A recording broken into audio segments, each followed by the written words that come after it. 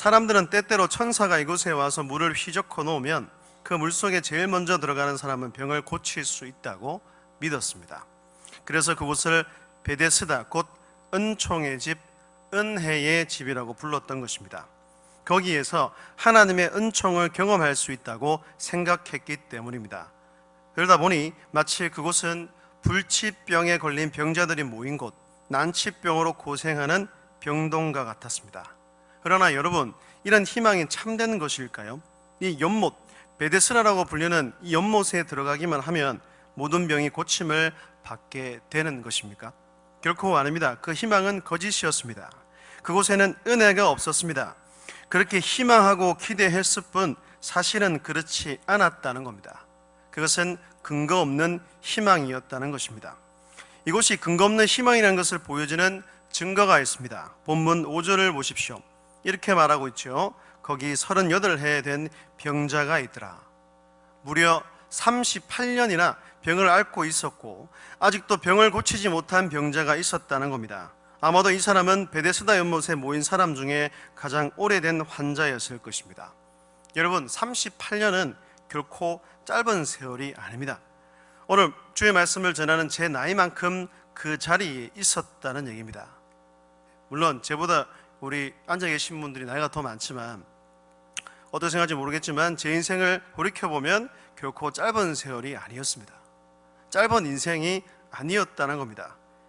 수많은 사건들이 있었고 지금은 두 아이의 아빠이자 한 가정의 가장이 되었으며 시험과 훈련의 과정을 거쳐 지금 교회와 양떼들을 돌보고 양육하는 목사가 되었습니다.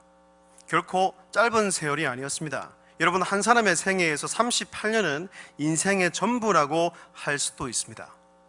이 사람은 그런 시간을 오로지 연못만 바라보고 살았습니다. 그는 이 길고 긴 세월 동안 근거 없는 희망, 거짓 희망, 헛된 희망을 붙잡고 있을 뿐이었습니다. 그런 그에게 우리 주님께서 물으셨습니다. 본문 6절입니다. 함께 읽겠습니다. 6절입니다. 시작. 예수께서 그 누운 것을 보시고 병이 벌써 오래된 줄 아시고 이르시되 내가 낫고자 하느냐. 주님께서는 네가 낫고자 하느냐고 물으셨습니다. 그 말을 들은 38년 된 병자는 예수님께 불평과 원망이 섞인 대답을 합니다. 본문 7절을 보십시오.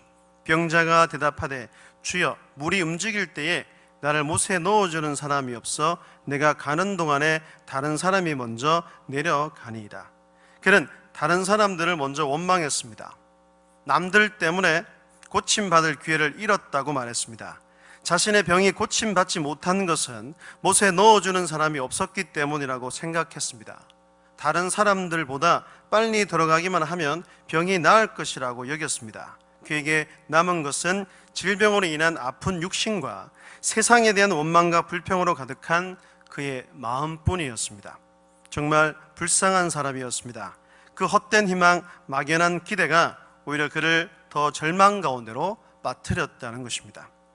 38년 동안 고통받고 있던 그곳은 사랑이 넘치는 곳이 아니었습니다. 이름만 은혜의 집이지 그곳에는 오로지 먼저 들어가는 경쟁과 시기심만 가득했습니다. 그곳에는 자비와 은총이 없었습니다. 모두가 적이었고 한 사람이라도 빨리 죽어나가야 경쟁이 줄어들 그런 상황이었습니다. 그러는 동안 이 사람은 38년의 세월을 흘러보냈던 것입니다. 여러분, 이 병자가 다른 사람을 향해 원망하고 분노하는 것이 옳은 행동일까요?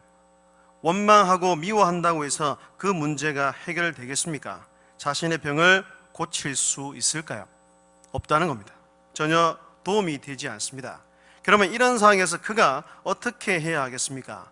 그것은 진정한 해결책, 참된 희망을 찾는 것입니다.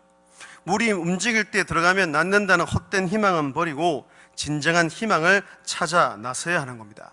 그런데 안타깝게도 이 사람에게는 새로운 희망을 찾아 나서는 것도 불가능했습니다. 왜냐하면 그는 움직일 수 없는 그런 환자였기 때문입니다.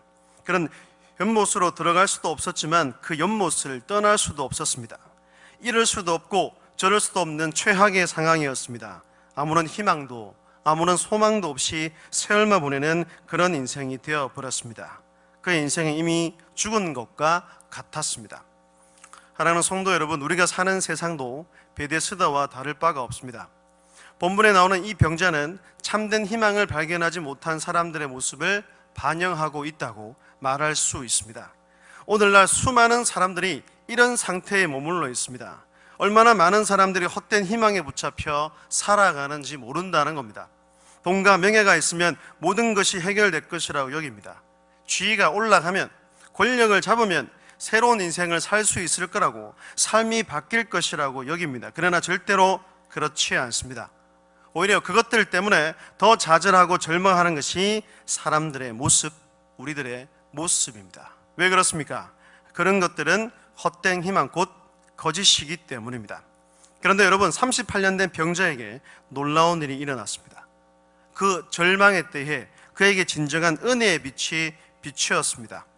이 세상에 빛으로 오신 예수님께서 그를 찾아오신 것입니다. 본문은 그 장면을 이렇게 말씀합니다. 본문 5절과 6절입니다. 거기 38해 된 병자가 있더라. 예수께서 그 누운 것을 보시고 병이 벌써 오래된 줄 아시고 이르시되 네가 낫고자 하느냐. 여러분, 이 장면은 정말 감동적입니다. 왜냐하면 참 빛이신 주님께서 그를 찾아오셨기 때문입니다. 그가 예수님을 초청한 게 아니었습니다. 예수님께서 그에게 먼저 찾아가 주셨습니다. 그가 예수님께 먼저 말을 건넨 게 아니었습니다. 예수님께서 먼저 그에게 말씀을 건네셨습니다. 예수님께서 먼저 그의 상태를 알아보셨고 그에게를 찾아오셨습니다. 이것이야말로 가장 큰 은혜였다는 것입니다. 여러분, 예수님이 이 병자의 가장 큰 은혜가 되는 이유는 무엇입니까? 그것은 주님이 진정한 참된 희망이었기 때문입니다. 주님만이 그의 병의 근원을 해결할 수 있는 유일한 분이셨습니다. 근거 없는 헛된 희망이 아닌 근거가 있는, 소망과 확신이 있는 참된 희망이었습니다. 그러면 왜 주님이 우리의 유일한 희망, 참된 희망이 되십니까? 왜 주님만이 병의 근원을 해결할 수 있는 유일한 분이십니까? 왜냐하면 그분만이 죽음의 권세, 사망의 권세를 이기시고 다시 살아나셨기 때문입니다. 할렐루야! 모든 문제의 근원인 죄의 문제를 해결할 수 있는 분이 바로 우리 주님이시기 때문입니다. 실패와 고통, 그리고 좌절과 절망을 이길 수 있는 힘은 오직 주님으로부터 오는 것입니다. 우리를 영원한 생명으로 인도하는 분은 오직 예수님밖에 없다는 겁니다. 그분 안에만 참된 기쁨과 만족이 있다는 것입니다. 그러하기에 예수 그리스도, 그분만이 우리의 유일한 희망입니다. 우리 모두는 구주 예수님이 우리의 참된 희망임을 믿어야 합니다. 그분만이 우리의 모든 문제를 해결할 수 있습니다. 주님은 우리가 다가설 기운조차 없을 때, 부르짖을 힘조차 없을 때도 우리에게 다가와 손을 먼저 내미시는 분입니다. 우리는 그분의 손을 굳게 붙잡아야 합니다. 그리고 그분을 더욱 바라보며 의지해야 합니다. 유일한 희망, 진정한 소망이신 그분을 굳게 붙들 때 한없는 은혜와 놀라운 기적이 일어나게 되는 줄로 믿습니다. 예수님께서는 그에게 아무것도 요구하지 않았습니다. 어디 출신인지 묻지 않았고 나이도 묻지 않았으며 학벌도 따지지 않았습니다. 그리고 돈을 내라고 하지도 않았습니다. 우리 주님이 요구한 것은 단 한 가지였습니다. 그것은 자리를 들고 걸어가라는 주님의 말씀에 순종하는 것이었습니다. 본문 8절을 한번 보십시오. 이렇게 말씀합니다. 예수께서 이르시되 일어나 내 자리를 들고 걸어가라 하시니, 자리를 들고 걸어가라, 이것은 부탁이 아니라 예수님의 명령이었습니다. 본문의 병자는 이렇게 생각할 수도 있었을 겁니다. 자리를 들고 걸어가라고? 말도 안 되는 소리 하지 마. 내 힘으로 일어나 앉을 수도 없는데, 그 세월이 38년이나 되었는데 그런데 어떻게 자리를 들고 간다는 말이야. 절대 있을 수 없는 일이야. 이렇게 생각하여 주님의 말씀에 불순종할 수도 있었을 것입니다. 그래, 오늘 본문에 나오는 이 병자는 예수님의 말씀에 순종했습니다. 여러분, 우리가 은혜를 얻기 위한 절대적인 조건이 있다면 그것은 순종하는 것입니다. 우리가 은혜를 입는 데는 말씀에 대한 순종이 절대적이라는 말입니다. 복음서에 나오는 수많은 병자들이 그 순종함을 통해 기적을 체험했고 놀라운 은혜를 입었습니다. 그런데 사랑하는 여러분, 순종으로 나아가기 위해서는 필요한 것이 있습니다. 그것은 바로 주님에 대한 믿음입니다. 우리는 하나님께서 말씀하실 때는 이미 다 대책을 세워놓으셨기 때문에 말씀하신다는 것을 굳게 믿어야 합니다. 아브라함에게 고향 땅을 떠나라고 명령하셨을 때 하나님께서는 그에게 주실 복을 준비해 놓으셨습니다. 이스라엘을 홍해 앞에서 세우실 때는 홍해를 갈라 건너게 하시기로 이미 결정하신 후였습니다. 그리고 예수님의 제자들에게 땅끝까지 가라고 하실 때 이미 주님은 그들에게 능력을 주시도록 다 준비해 놓으셨습니다. 다음 장인 6장에는 오병이의 사건이 기록되어 있습니다. 요한복음 6장 5절 6절에서 주님은 제자들에게 이렇게 말씀하십니다. 예수께서 눈을 들어 큰 무리가 자기에게로 오는 것을 보시고 빌립에게 이르시되 우리가 어디서 떡을 사서 이 사람들을 먹이겠느냐 하시니 이렇게 말씀하시면 친히 어떻게 하실지를 아시고 빌립을 시험하고자 하심이라. 우리 주님께서 빌립에게 이렇게 말씀하신 이유가 무엇입니까? 빌립을 시험하시기 위해서였습니다. 곧 그의 믿음이 어떠한가를 확인하고자 하신 겁니다. 예수님께서는 항상 믿음을 요구하십니다. 우리는 주님께서 이미 계획을 갖고 계시다는 것을 굳게 믿어야 합니다. 중요한 것은 우리의 믿음입니다. 우리에게 어떤 일을 맡기실 때는 그 일을 할 능력을 이미 준비해 주셨음을 믿어야 합니다. 우리에게 큰 일을 하게 하실 때는 이미 그 필요한 모든 것을 준비해 두셨을 것이라고 믿어야 합니다. 이런 믿음이 우리의 믿음이 되어야 할 줄로 믿습니다. 여러분, 예수님은 항상 명령하는 분입니다. 그리고 그 명령에 순종하는 사람이 복을 얻게 됩니다. 예수님은 가끔 물이 솟아나는 베데스다 연못에 비길 수 없는 아주 위대한 분이십니다. 예수님은 사람을 차별하는 세상에 힘있는 사람들과는 차원이 다른 분입니다. 예수님은 말씀에 순종하는 모든 사람에게 복을 주십니다. 은혜를 베풀어 주십니다. 기적을 맛보게 하신다는 것입니다. 그럼 우리는 예수님에 대한 무엇보다 믿음을 키워야 합니다. 주님을 향한 마음이 온전해야 합니다. 그 믿음으로 말씀에 순종하는 자가 되어야 합니다. 사랑하는 성도 여러분, 올 한 해 말씀에 순종하는 자가 되시기를 바랍니다. 말씀을 붙잡고 일어서시기를 바랍니다. 말씀으로 찾아오는 주님을 날마다 만나시기를 바랍니다. 본문의 병자가 38년이나 붙잡고 있던 거짓 희망을 버리고 일어난 것처럼 우리도 거짓 희망을 버려야 합니다. 지금까지 붙잡고 살았던 것이 무엇이었습니까? 돈, 학벌, 명예, 권력, 지위, 자녀, 이런 것들에 대한 희망을 모두 다 버리십시오. 그리고 오직 주님의 말씀을 붙들고 그 말씀에 순종하시기를 바랍니다. 우리가 살 길은 주님의 말씀에 즉각 반응하고 순종하는 것뿐입니다. 이 사실을 마음에 깊이 새겨 말씀에 온전히 순종하는 자가 되십시오. 우리 인생에서 예수님보다 중요한 것은 없습니다. 오직 그리스도, 그분밖에는 없습니다. 그 주님의 말씀에 무조건 순종하는 삶을 살아가십시오. 그리하여 그 말씀에 담긴 은혜와 축복을 이 땅 가운데서 받아 누리는 여러분 모두가 되시기를 주님의 이름으로 축복합니다. 그러면 이렇게 고침을 받은 후에, 은혜를 입은 후에 할 일은 과연 무엇일까요? 우리 주님께서는 은총을 입은 자가 어떻게 하기를 원하실까요? 그것은 주님을 또 만나는 것입니다. 날마다 주님을 만나고 그분의 말씀을 듣고 또 들음으로 은혜가 마르지 않게 해야 합니다. 마르지 않는 은혜가 있을 때 우리는 모든 어려움과 그 고난의 때를 이길 수 있습니다. 그리고 말씀에 순종할 수 있는 놀라운 힘을 얻게 되는 것입니다. 본문 14절입니다.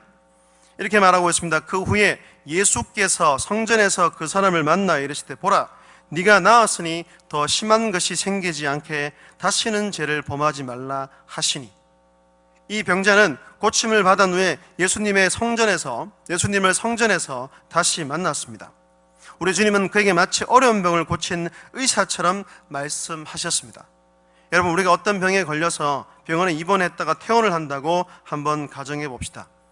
퇴원을 할 때 의사 선생님은 여러 가지 당부의 말을 전합니다.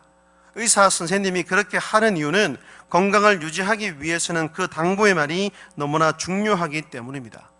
아프기 전에 삶의 패턴으로 살아간다면 또 언제 병이 찾아올지 모른다는 겁니다.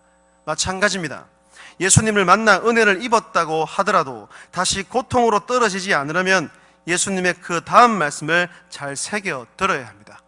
본문의 이 병자, 이 사람은 아마도 악하고 방탕하게 살았던 사람인 것 같습니다.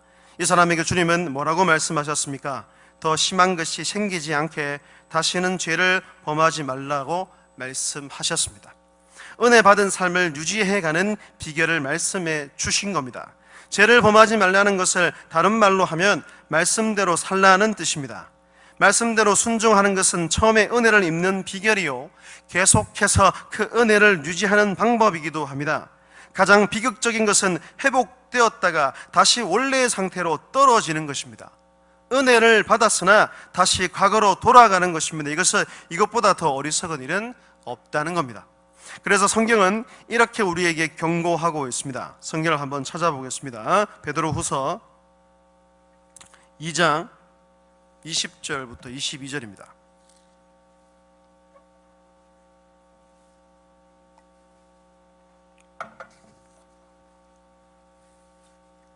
서양성경 386쪽입니다.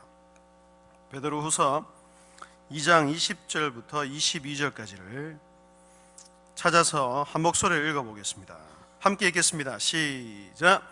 만일 그들이 우리 주 대신 구주 예수 그리스도를 알므로 세상의 더러움을 피한 후에 다시 그 중에 얽매여 고치면 그 나중 형편이 처음보다 더 심하리니, 의의 도를 안 후에 받은 거룩한 명령을 저버리는 것보다 알지 못하는 것이 도리어 그들에게 나오니라. 참된 속담에 이르기를 개가 그 토에 떠는 것에 돌아가고 돼지가 씻었다가 더러운 구덩이에 도로 누웠다 하는 말이 그들에게 응하였도다. 아멘. 현대인의 성경으로 제가 한 번 더 읽어드리겠습니다. 만일 주 예수 그리스도를 알고 세상의 더러운 곳에서 해방된 사람들이 다시 거기에 빠져 정복을 당하면 그들의 마지막 형편은 처음보다 더 비참합니다. 바른 교훈인 줄 알면서 자신들에게 주어진 거룩한 계명을 저버린다면 그것을 모르는 편이 더 좋습니다. 개가 토한 것을 다시 먹고 돼지가 몸을 씻고도 다시 진탕에 뒹군다는 속담이 그들에게 맞는 말입니다. 이렇듯 은혜를 받은 후에 할 일은 다시 과거로 떨어지지 않도록 조심하는 것입니다. 우리는 예수님을 알지 못했던 그 시절로 돌아가서는 안 됩니다. 세상의 풍조와 육체의 욕심을 따라 살던 그때로, 은혜가 무엇인지 도저히 알지 못했던 그때로 돌아가서는 안 된다는 것입니다. 우리는 과거의 모습으로 돌아갔던 이스라엘의 모습을 통하여서 교훈을 얻어야 합니다. 기억하고 그들처럼 잘못된 선택을 하거나 올바르지 않은 길로 걸어가서는 안 됩니다.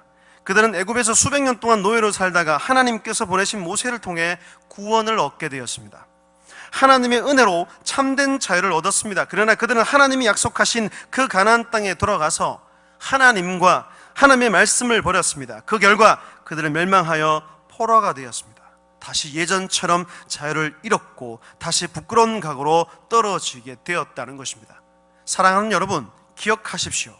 은혜를 받는 것보다 더 중요한 것은 은혜 받은 우리의 모습입니다. 우리의 삶의 태도라는 것입니다. 우리는 은총을 받기 전 과거의 모습으로 돌아가서는 안 됩니다.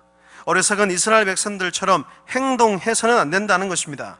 받은 은혜를 유지하는 게 중요합니다. 예수님을 만나 은혜를 받았다면 예수님을 또 만나야 합니다. 매일매일 만나야 합니다.